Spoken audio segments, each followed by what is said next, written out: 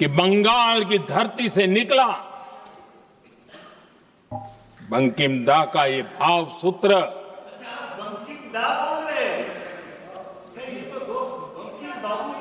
बंकिम बाबू बोले। अच्छा, thank you thank you thank you thank you thank you, आपकी भावनाओं के लिए मैं आदर करता हूं। बंकिम बाबू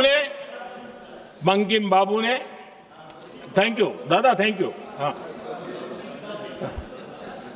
आपको तो दादा कह सकता हूं ना, वरना उसमें भी आपको इतराज हो जाएगा।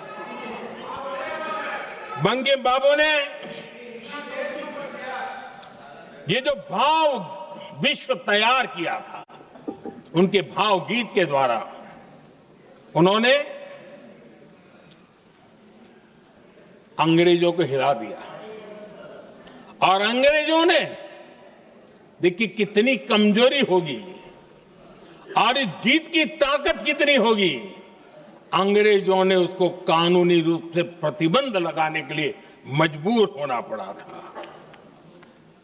गाने पर सजा, छापने पर सजा, इतना ही नहीं, वंदे मातरम शब्द बोलने पर भी सजा। इतने कठोर कानून लागू कर दिए गए थे। हमारे देश की आजादी के आंदोलन में सैकड़ों महिलाओं ने नेतृत्व किया, लक्षावधि महिलाओं ने योगदान दिया। एक घटना का मैं जिक्र करना चाहता हूं। 22 साल में वंदे मातरम गाने पर सर्वाधिक जुल्म हुए थे। वो 22 साल आज भारत का हिस्सा नहीं रहा है। और उस समय 22 साल की हमारी माताएं, बहनें, बच्चे मैदान में उतरी थी वंदे मातरम के स्वाभिमान के लिए। इस प्रतिबंध के विरोध में लड़ाई के मैदान में उतरी थी। और तब 22 साल की एक वीरांगना श्रीमती सरोजिनी बोस, जिन्होंने उस जमाने में वहां की भावना को देखिए, और उन्होंने कहा था